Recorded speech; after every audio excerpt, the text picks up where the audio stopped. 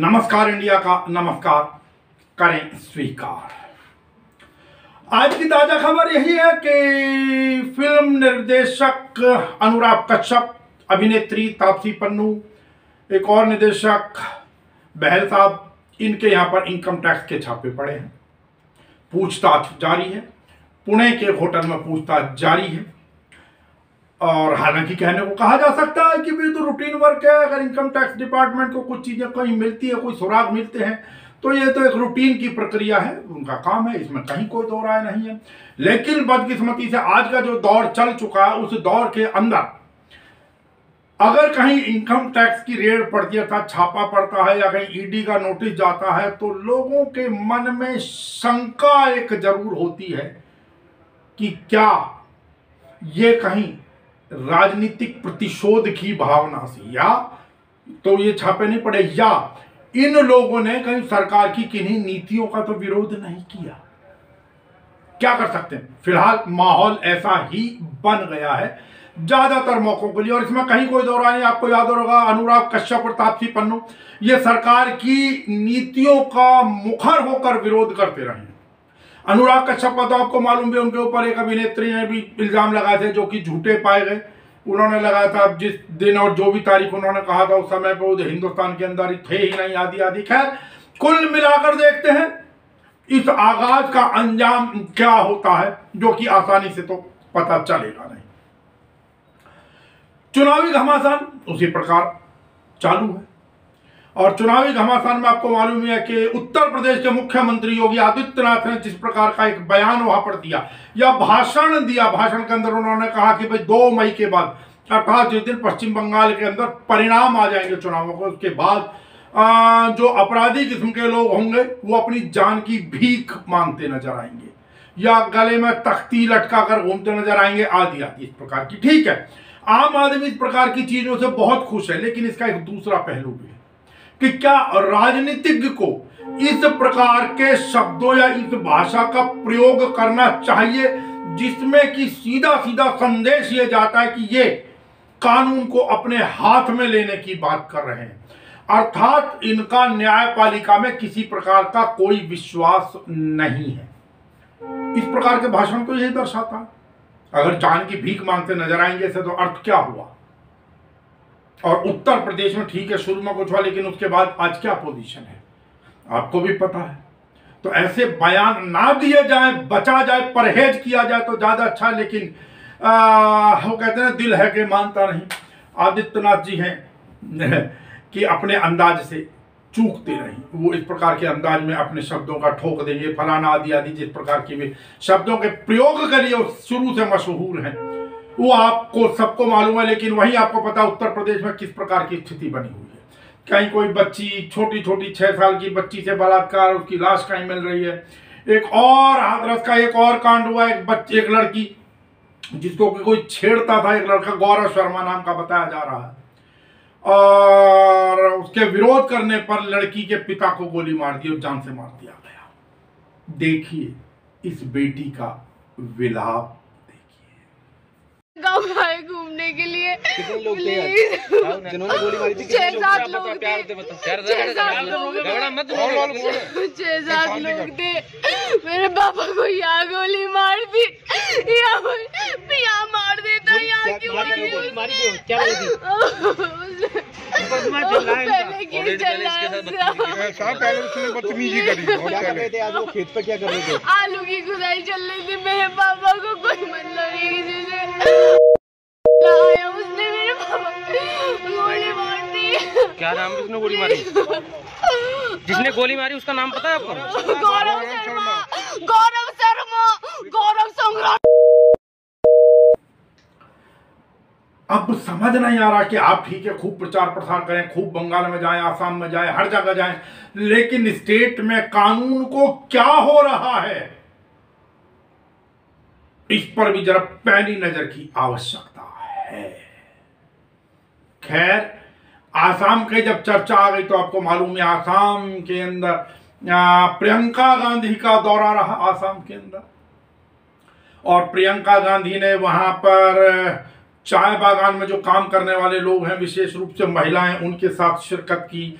टोकरी बांध के जो पत्तियां डाल के और उनके साथ गई और पत्ती तोड़ी आदि आदि, ठीक है, एक राजनीतिक अंदाज हुआ करता है।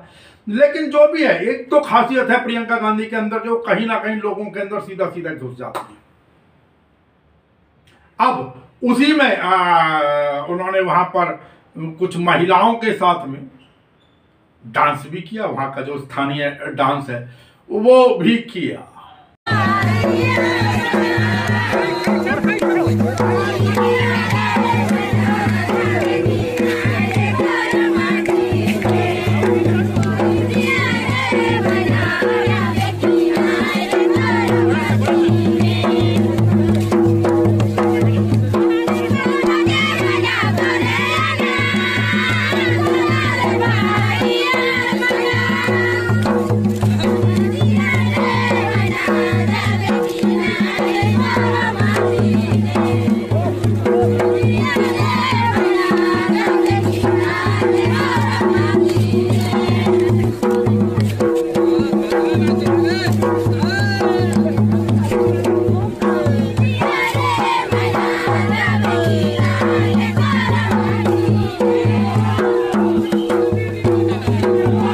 को आगे बढ़ाने से पहले एक छोटा सा कमर्शियल एक चीज आपको दिखा देते हैं। आपको भी मालूम है हिंदुस्तान के अंदर पीछे बहुत सारी कंपनियां और आज भी चल रही है इस प्रकार की, जिनको मल्टी लेवल मार्केटिंग की कंपनियां कहते हैं, MLM कंपनियां कहा जाता है, जिनको उनमें कोई प्रोडक्ट बेचता है, कोई कुछ करता है, ज्यादातर स्वास्थ्य से संबंधित प्रोडक्ट लाते हैं। और आपको मालूम है स्वास्थ्य के संदर्भ में बाबा रामदेव ने भी कोरोना की दवाई एक बार पहले लॉन्च की थी 2020 के अंदर, फिर वहां पर मुंह की खानी पड़ी तो फिर से एक दवाई उन्होंने लॉन्च कर दी और जिसके अंदर छिछालेदारी तो हुई क्योंकि नितिन गडकरी और हर्षवर्धन साहब उनके साथ बैठे थे।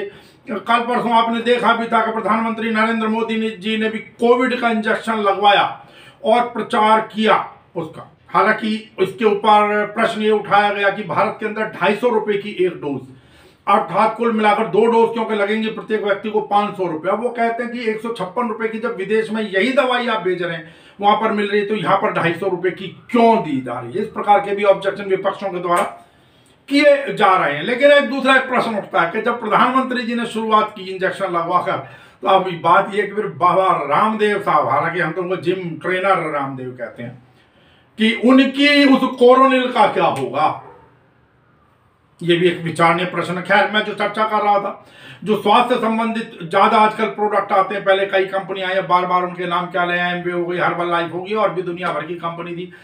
अभी एक और कंपनी कहा जा रहा है कि हिंदुस्तान के अंदर आ रही है, वहां पर ये लोग भी हेल्थ से रिलेटेड ही प्रोडक्ट्स लेकर आ रहे हैं, यूएस से, यूनाइटेड स्टेट्स ऑफ अमेरिका से आए हैं। और इसका एक देखिए क्या बताना चाह रही हैं ये महिला। Is our product called Burn. Burn is a part of our lean body system in the United States. So Burn is a very powerful and responsibly formulated thermogenic. A thermogenic turns your body into a fat burning machine. It literally changes your metabolism, and there are 2 layers of thermogenesis within this product. First of all, right away people will notice that they're getting up higher. Turn it around. Very first, people will notice that they're getting a little lift from the caffeine, the natural coffee bean that will give them a lift. What it does is it targets the white fat, turns it to brown fat. As that happens, you get a thermogenesis, you get more energy, less appetite, more satiated more quickly, and it will target the white fat, turn it to brown fat so that it can be burned more readily. So that's the thermogenesis part. Then also, this balances blood sugar 2 ways.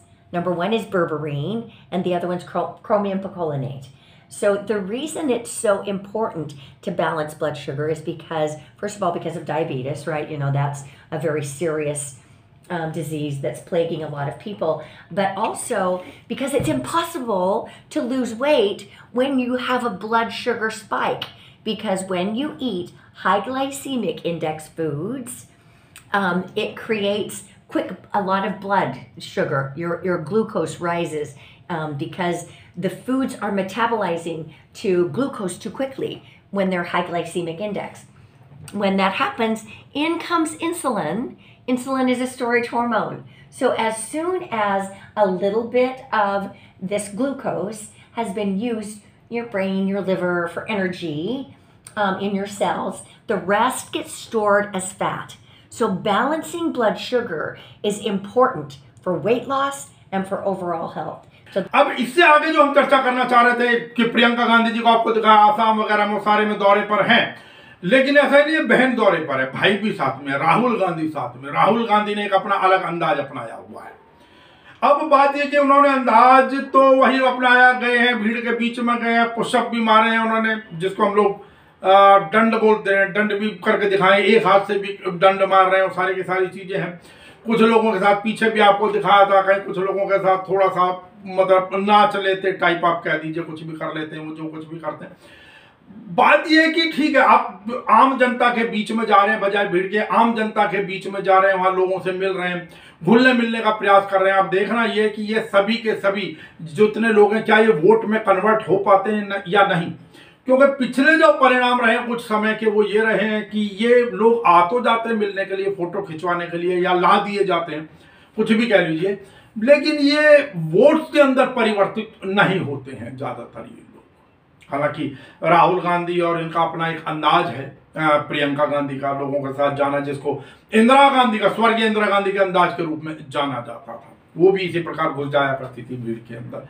ये लोग भी इसी प्रकार कर रहे हैं। बाकी खैर देखते हैं ऊंट किस करवट बैठता है। अभी तो वोटिंग में भी समय है, 27 मार्च से वोटिंग शुरू होगी और अप्रैल के महीने तक चलेगी। 2 मई को परिणाम आएंगे, तब देखते हैं क्या होता है क्या नहीं। लेकिन यहीं पर, क्योंकि आपने पिछले कुछ समय से आपने देखा ही होगा, गौर किया ही होगा कि टेलीविजन चैनल्स की बहस के अंदर भाषाओं का स्तर बहुत ज्यादा गिर गया है। मैं ये नहीं कह रहा किसी एक विशेष राजनीतिक दल, लेकिन बात है कि शुरुआत कहां से हुई। भारतीय जनता पार्टी के कुछ प्रवक्ता तो ऐसे हैं जिनको न तरीका आता, ना उनको लिहाज है, ना शर्म है, ना शब्दों पर पकड़ है, निहायत घटिया स्तर की भाषा का प्रयोग करते हैं। और सब ने देखिए, दूसरी तरफ सुधांशु त्रिवेदी भी, जिस समय वो बोलते हैं तो लगता है कि इस व्यक्ति को खूब सुना जाए, लेकिन अब उन्हीं की भाषा में। अभी तक क्या होता था कि सामने वाले जो लोग आते थे वो कहीं ना, मैं ये नहीं कर रहा सदैव, कई बार वो भी उछले हैं, लेकिन अमूमन कहा जाता था नहीं, हम आपके स्तर की भाषा जैसा नहीं गिरेंगे, आपके भाषा के स्तर तक नहीं गिरेंगे। लेकिन अब कांग्रेस की प्रवक्ता, क्योंकि पिछले जो कुछ दिनों से कुछ ज्यादा ही चर्चा में है, पलट कर जवाब देने के लिए विशेष रूप से संबित पात्रा और भाटिया को, तो लेकिन अब उन्होंने एक वीडियो जारी करके कहा कि भाई उनको उन्हीं की भाषा में जवाब दिया जाएगा। हालांकि इसमें कोई दौरान नहीं, पीछे आपने भी देखा होगा कई बार सोनिया गांधी के लिए, राहुल गांधी के लिए किस प्रकार के शब्दों का, अत्यंत निम्न स्तर के शब्दों का प्रयोग किया जाता था, जो कि नहीं होना चाहिए। अब इन्होंने खुला मोर्चा खोल दिया है। मेरी संभव कोशिश रहती है कि मुद्दों पर डिबेट हो। मैं डिबेट के पहले काफी अध्ययन करती हूं और किसी भी डिबेट में जाने से पहले तमाम आंकड़ों का, तथ्यों का खुलासा करने की कोशिश करती हूं। हम लोग कई बार अभद्र भाषा का प्रयोग नहीं करते थे और मुझे ऐसा लगता है कि हमारे नेताओं को गाली देना, क्योंकि एंकर तो रोकते ही नहीं है भाजपा के प्रवक्ताओं को ये करने से, तब भाषा की मर्यादा भंग नहीं होती थी जब हमारे नेताओं को गाली दी जाती थी, और यही शायद उनकी भटक खुल गई और वो लगातार गाली देते रहे। हम लोग थोड़ा भद्रता से और थोड़ा शालीनता में यकीन करते हुए कुछ कहते नहीं थे, उसको नजरअंदाज कर देते थे और वापस मुद्दे पर आने की कोशिश करते थे। लेकिन शायद हमारी शालीनता को हमारी कमजोरी समझ लिया गया। तो मेरा एक प्रण है, मैं जिस भी टीवी डिबेट पे जाऊंगी तथ्यों से, शालीनता से, गरिमा से बात करूंगी। लेकिन अगर मेरे नेता को भाजपा के प्रवक्ता या किसी भी प्रवक्ता ने गाली देने की कोशिश करी या अपशब्द कहे, तो मैं 4 शब्दों की खरी खोटी आपके नेताओं को सुनाऊंगी, क्योंकि एंकर तो आपको कुछ कहेंगे नहीं। तो अच्छा है कि डिबेट तर्क हो, डिबेट का एक स्तर हो, और अगर आप स्तर को गिराएंगे और हमारे नेताओं को अपशब्द कहेंगे तो तैयार हो जाइए 4 गालियां अपने नेता की सुनने के लिए भी। अगर चाहते हैं कि आपके नेता का नाम शालीनता से लिया जाए तो उतनी ही शालीनता, गरिमा और इज्जत हमारे नेता के लिए दिखाइए। धन्यवाद। अब आपको मालूम है जैसे पहले 200 रुपए बढ़ गए थे सिलेंडर पे, दिसंबर के अंदर बढ़े थे 50, फिर फरवरी में बढ़े 50, 25 और फरवरी जाते जाते फिर फरवरी के अंत में फिर 25 रुपए बढ़ गए थे और फिर 1 मार्च को फिर एक और झटका आया, हाँ और 25 रुपए बढ़ा दिए गए। कहने को लोग कहते हैं कि भाई अगर शेर पालना है तो ये क्या देखना है 25-25 रुपए देखोगे, बहुत सारी चीजें आती है। भैया ऐसा शेर आप लोगों को मुबारक हो, इस प्रकार का उन लोगों से पूछो आप में शेर पालने की हो सकता है हिम्मत हो, लेकिन जो बेचारा फैक्ट्री का जो आम मजदूर वर्कर है जो कमाता ही 7, 8, 9, 10 हजार रुपए है, उससे पूछो उसके क्या हालत खराब हो रही है। आप उसकी तरफ नहीं देखेंगे। अगर आपको इतना शेर पालने का शौक है अगर आप लोगों को, तो वो पैसा जो आप बियर कर सकते हैं तो किसी का सिलेंडर भिजवा दिया करें, कम से कम सीधी सी बात है। किसी के पेट्रोल में मार्जिन मनी दे दिया करें। और उसके अलावा खाली इतना नहीं, सीएनजी और पीएनजी के ऊपर, सीएनजी पर 70 पैसे और पीएनजी पर 91 पैसे प्रति किलो के हिसाब से भी महंगा हो गया। अब इसके आगे देखा जा रहा है कि जहां जब जैसे दिल्ली के अंदर जो ऑटो रिक्शा वगैरह है वो सब सीएनजी से चलते हैं, तो अब देखना होगा, हो सकता है बहुत जल्दी उनके किराए के अंदर भी बढ़ोतरी हो। लेकिन इन सब के विरोध में जो यूथ कांग्रेस है उन्होंने पेट्रोलियम मंत्रालय के बाहर प्रदर्शन किया दिल्ली के अंदर। और खाली राष्ट्रीय युवा कांग्रेस नहीं, जो दिल्ली प्रदेश कांग्रेस है उनकी महिला विंग आदि है, उन लोगों ने जो भारतीय जनता पार्टी का दिल्ली प्रदेश का ऑफिस है वहां पर जाकर प्रदर्शन किया। तो खैर ये राजनीति है, चलती रहेंगी, लेकिन इसमें कहीं कोई दो राय नहीं है साहब इस समय कि जो पेट्रोल और गैस के दामों के कारण जो हालत है आम उपभोक्ता की, उससे तो इनकार नहीं किया जा सकता। हाँ, अब संकेत मिल रहे हैं क्योंकि चुनाव वोटिंग होनी है ना, ताकि जनता पहले अगर हटा दिए जाते तो लोग भूल सकते थे। अब संकेत मिल रहे हैं कि पेट्रोल के दामों में कुछ कमी की जाएगी शायद 14-15 मार्च के बाद में, ताकि वोटर को बताया जा सके, वोटें भुनाई जा सके, वोटर को याद दिलाया जा सके देखो हमने इतनी चीजें, इतने रेट कम कर दिए, अंतर्राष्ट्रीय बाजार में ये कीमतें हैं। लेकिन ध्यान रहे अंतर्राष्ट्रीय बाजार में तो कीमतें $20 प्रति बैरल तक भी चली गई थी और अभी भी कोई बहुत ज्यादा नहीं है। एक समय तो $147 हो गई थी, $140 प्रति बैरल, तब भी पेट्रोल 47 रुपए से ऊपर नहीं कूदा था। खैर, याद दिलाना हमारा काम, याद रखना या भूल जाना यह आपका काम। अब अपनी वाणी को यही विराम देंगे, बाहर निकलें, मास्क लगाकर निकलें। कल फिर एक और चर्चा पर मुलाकात हो, तब तक कीजिए स्वीकार नमस्कार इंडिया का। नमस्कार।